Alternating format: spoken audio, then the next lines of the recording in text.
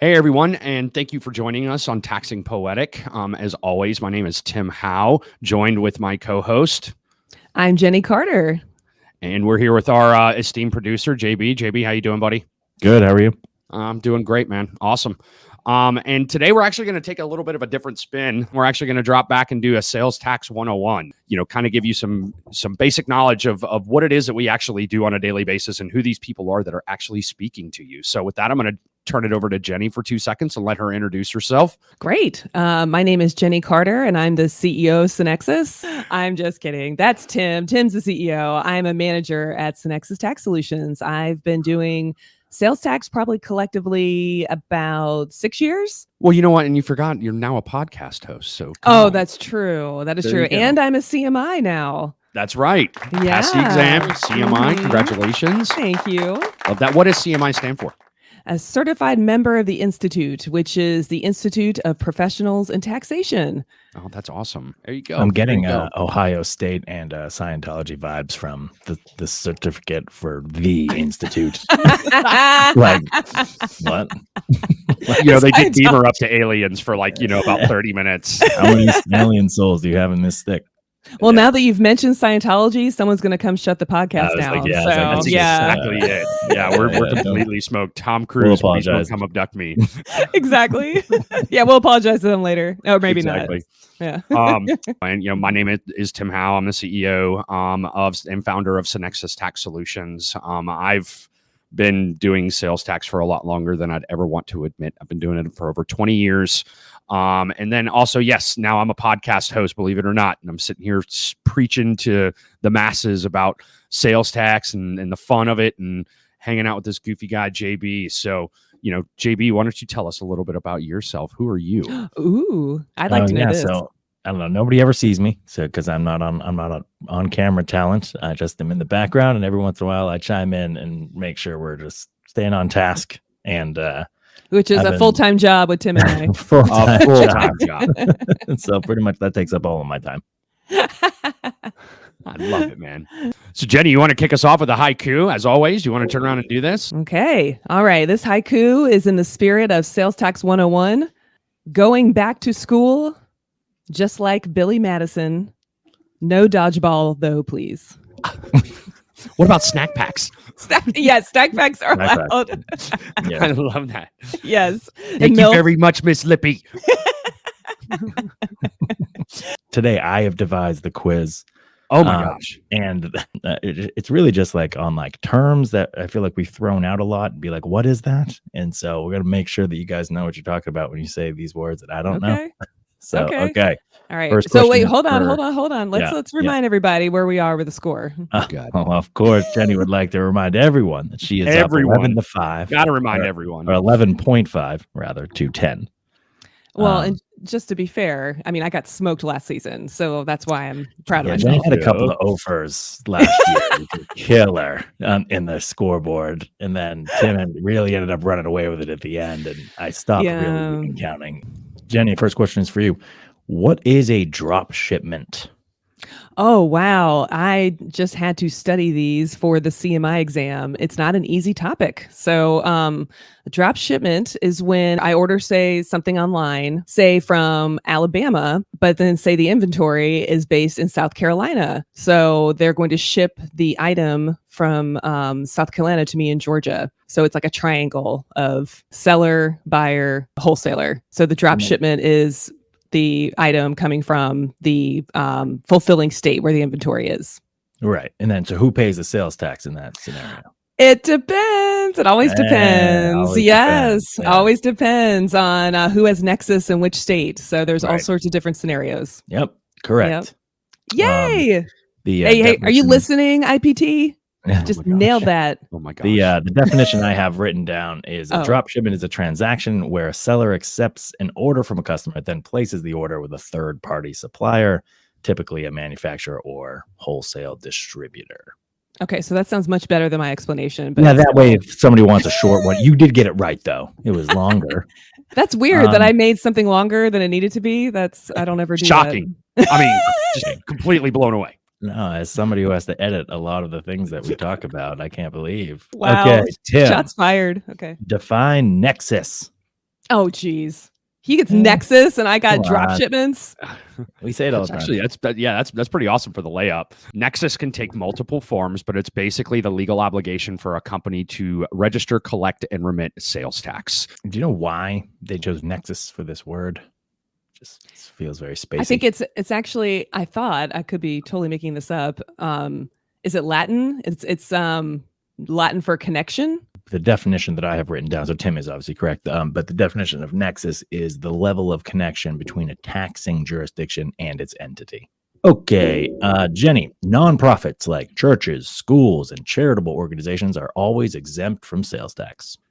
That is false, incorrect. And then, obviously, on this podcast, we're an information podcast. So to get the full point, you have to tell me why.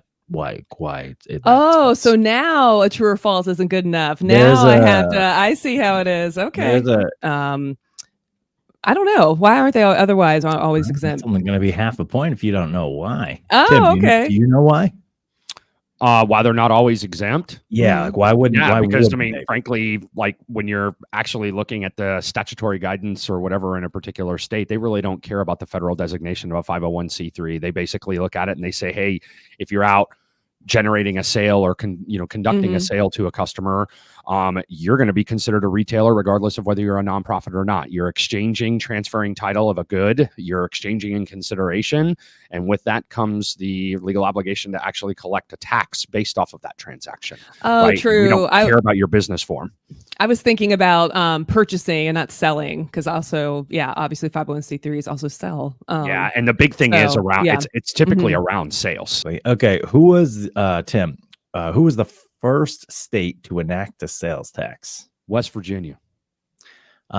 So yes, but if you go on Wikipedia, the most trusted resource on the internet, please. There is a dispute on this. But there is a dispute. So Jenny, I'm going to give you a chance to steal your half point back.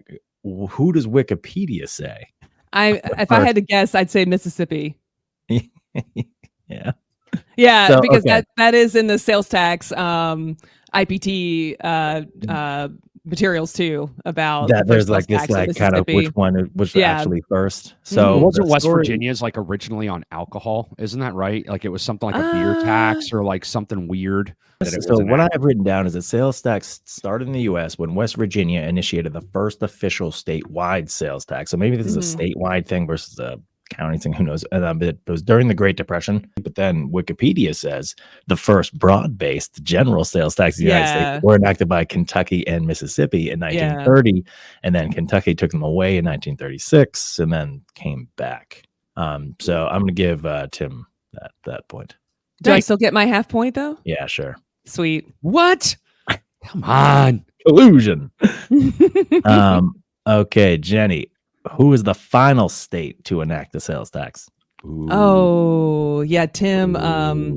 I think we've talked about this before. I'm sure Tim knows this too. I'm going to say Colorado. All right, what Tim, is it? I'll give you half a point steal. We're doing half point steal day. I'm going to say Hawaii. It's Vermont, 1969. Really? I almost said Hawaii too, Tim, but then I thought, well, that's a gross receipts tax, so I wasn't sure if that would count. Yeah, if it really counts as a sales tax, yeah. But Vermont, I never would have. You know how, Vermont and New Hampshire are just sort of just like always hanging. And so maybe they were just like, we're going to see what New Hampshire does. And then New Hampshire never did anything. And they're like, all right, well, New Hampshire never did anything. Still hasn't. We were just like, nah. Live free or die. Yeah. I love it. Okay. Tim, why are sales taxes often referred to as regressive? Basically regressive taxes because they basically tax everybody the same. They pass tax all the way down to, every single, type of transaction or nature of transaction. And I don't know, it just causes them to be regressive in nature. So yeah. So what I've written down is that it, and Jenny, you can tell me if he's right, because I think he is. It does not change based on your income level. Correct. Yeah. Yes. He never said income level, but I still think he was kind of inferring. Yeah. Tax everybody the same. Yeah. Basically it. It's uniformity, right? Right. Okay. That does make it 13.5, Jenny. 13, Tim. Ooh, Got ourselves what they call a ball game. Might be a photo finish. Might be. Told you I'm clawing my way back, folks. Watch out. Okay, after that quiz, which I did not sweep, let's take a quick break and we'll be right back. All right, we're back on Sales Tax 101 and just want to wrap up, kind of consolidate a few things from our quiz and everything we've talked about so far. If you want to impress your friends with how smart you are, and here's a few things I learned about sales tax. I'm a nerd. Yeah, if you want to, consider yourself a nerd like Tim and I, and JB to an extent. Just remember that sales tax is a consumption tax on the sale of all goods and services. A sales tax is a percentage of the retail cost at the point of purchase. And there's also not just statewide sales taxes. Many states also have local, which is county and city sales taxes. So just know that too, which pile on top of the statewide sales tax. So then you're paying a lot more tax. Tim, this should be a quiz question. Just real quick. What are our nomad states? New Hampshire, Oregon. What's the next one? Jenny, Montana. And then Alaska, which is technically a little bit incorrect. No, there's always some dispute. People email us angry emails about Alaska, but the reason why Alaska is a nomad state is because it doesn't have a statewide sales tax, correct? They just have some local, levied sales taxes. Less gnomed doesn't sound good. Right. I know. You got to have a good anagram. So, and then Delaware does have a gross receipts tax, but it is not a statewide sales tax. So I feel like I got gnomed last night with a bottle. I got no. Gnomes mean something completely different where I'm from. Exactly. And one important thing to know, again, that you can show off to your friends is that the United States is very unique to the rest of the world in that we do have individual state sales taxes. Most, pretty much, I think every country in the world, they have value-added taxes, which Tim is going to touch on in a minute. So Tim, take it away. Absolutely. Yeah. Thanks, Jenny. VAT, value-added tax system is, obviously what the rest of the world prescribes to. And it's basically taxes on the value chain of, anything that occurs, every transaction that actually moves through the value chain, you have a certain type of tax or a tax, that will get applied at that specific point, right? So if you think about like when a guy goes and buys lumber and he's going to use that to make a chair, he's paying input VAT on the lumber and items that he purchases, and then he's collecting output VAT when he actually sells the chair to the customer. And the whole idea is he nets the two together. He nets his input versus his output, and the delta is ultimately what gets remitted to the country, right? So the correct tax has basically been applied throughout the entire value chain of a good. That's the whole conceptual idea with VAT. Great in premise, very difficult to, kind of administer. It's a very documentation intensive administration form of taxation. But it's much easier to calculate the taxes as opposed to what we have here in our domestic system, which is 45 different quote unquote countries that are having their own rules and doing their own things. And we have to manage our own exemptions and all this other stuff, which just makes our system very convoluted and complicated. However, the one thing that we're not doing is we're not funneling money to our federal government via our consumption tax system, right? Where the rest of these countries are all getting money from VAT. Our federal government's not. We have 26, 28 trillion dollars in debt now, right? Is what and counting. Okay. The Congressional Budget Office has done a number of studies on this in the past. And the most recent one said that I think within 18 months of enacting a VAT, and we're talking like a 4% VAT across the board, a general service tax or goods and services tax, if you will, at the US federal level, we generate like $4 trillion in 18 months. Oh, wow. So try to not sell that to a politician to actually pass. Right. No, I was going to ask, is it like soccer and football where one side is definitely right? Like it's called soccer, or it's Europe right on this one with the VAT? I don't know. It's like asking about the imperial system versus the metric system. Right. And that's the problem that we have is all of this sounds so amazing.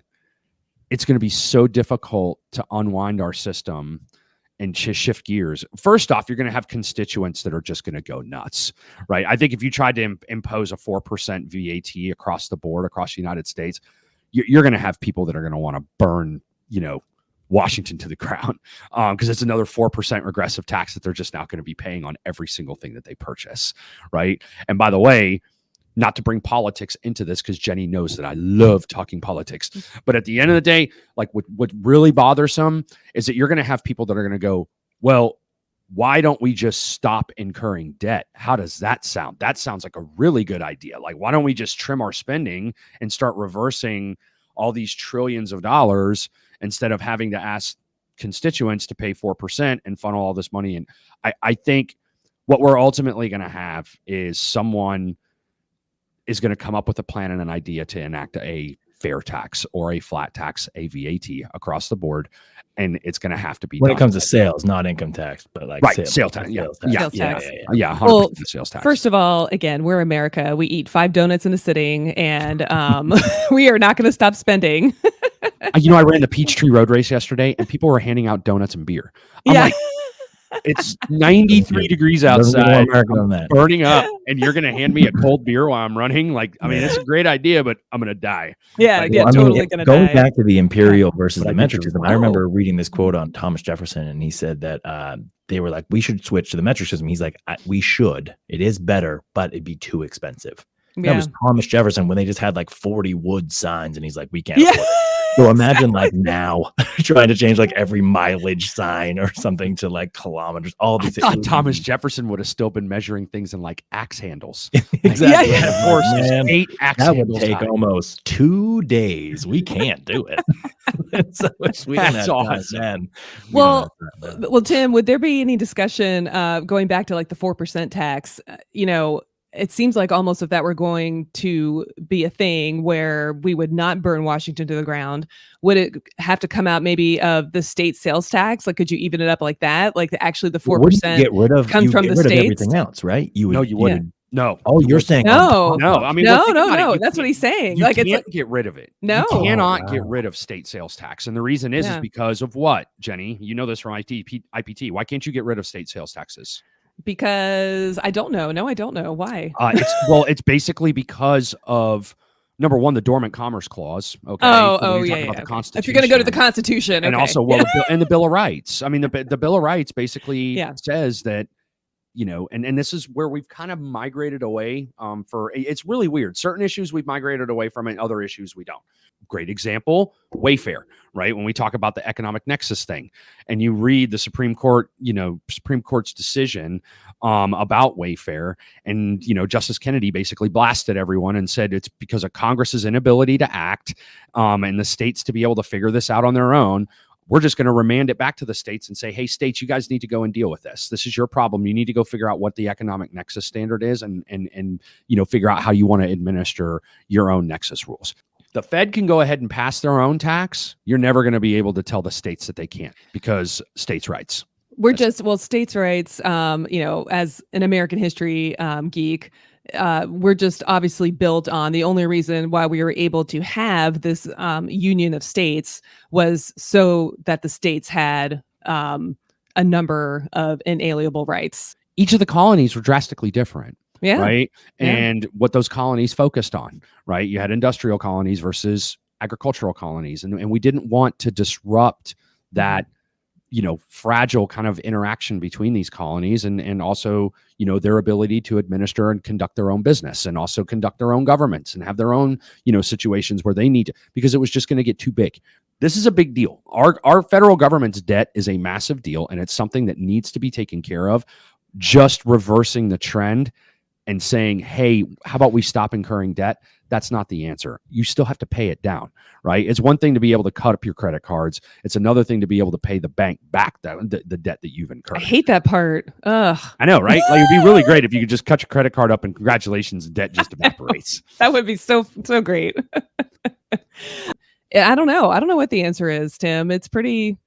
I know what the answer we're predicting that we're not going to see any. I think the answer is a nationalized VAT. It's something that I believe needs to happen. We just cannot just keep incurring all this debt. and not paying it off. And that seems like it kind of seems like obviously it's on top of more taxes. It's kind of an easy way. Yeah. To be like, hey, well, 4 trillion. So, it is really easy until you start getting to certain income levels that 4% is going to 4% will be a huge impact for them. Yeah. Absolutely. Right? Very regressive. Very regressive. 110%. Very regressive. You're right. Well, Tim, thanks for Taxing Poetic on all these issues. There's so many complex ideas and theories with sales tax and VAT tax. It has been a lot of fun to discuss, and we'll do it again in a future episode. So yeah, as we close out here, just a reminder, you don't have to listen to any of our episodes in order, and just continue to listen to us on your favorite podcast platforms. And we look forward to having you next time. Thanks so much. Nerds.